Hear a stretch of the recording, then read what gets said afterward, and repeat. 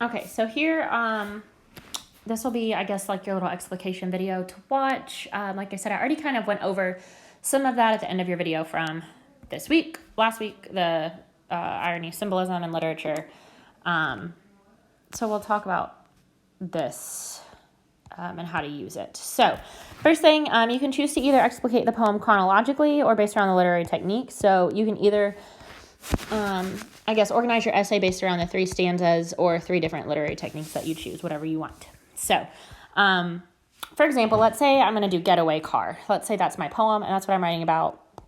I would want to use my title by the legendary and fabulous Taylor Swift. Is it about? Her regret of a rebound relationship, and then what type of argument she's trying to make. Rebounds are bad. Obviously, I'd want to be a little more specific here, like they hurt everyone involved or something. I don't know.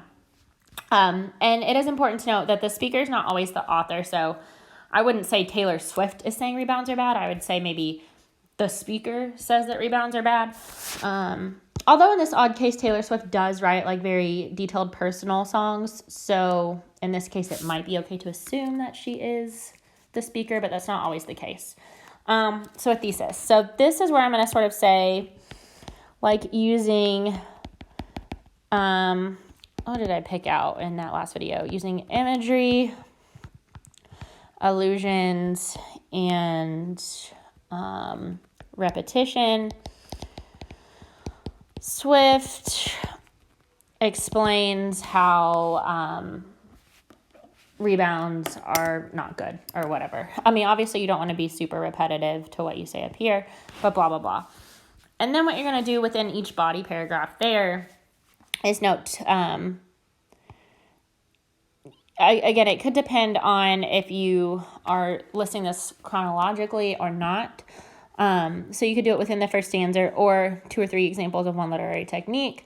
You could also consider the title, especially in this poem, promises like pie crusts. That like indicates a certain poetic technique that you might want to talk about.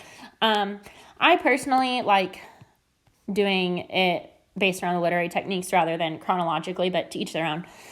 So then I would provide like 2 or 3 examples of imagery here. So the ties of black, lies of white, something in the gray candlelight. I might also bring in another example. You do need like 2 pieces of evidence to support each point you make. So you're going to have to provide at least 2. You cannot just provide 1 example.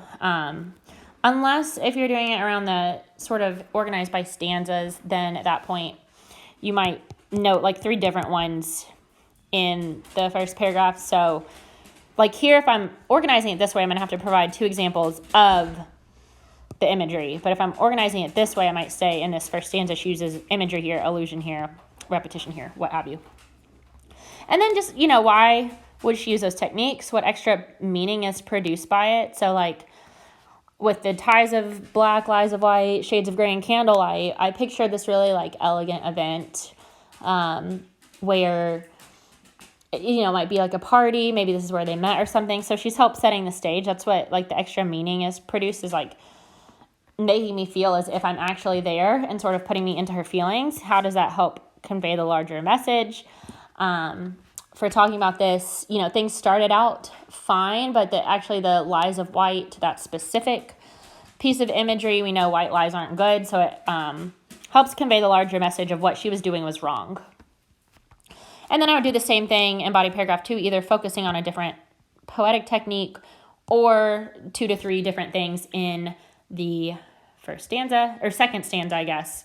Same thing on the third. And then I would have a conclusion where, actually you don't have a conclusion. Explications don't have typical conclusions because you're like picking the poem apart. You just end it there. So you do not need to have a paragraph where you say, in conclusion, the author was saying this and the speaker said this and this is what I focused on. You don't have to have that here.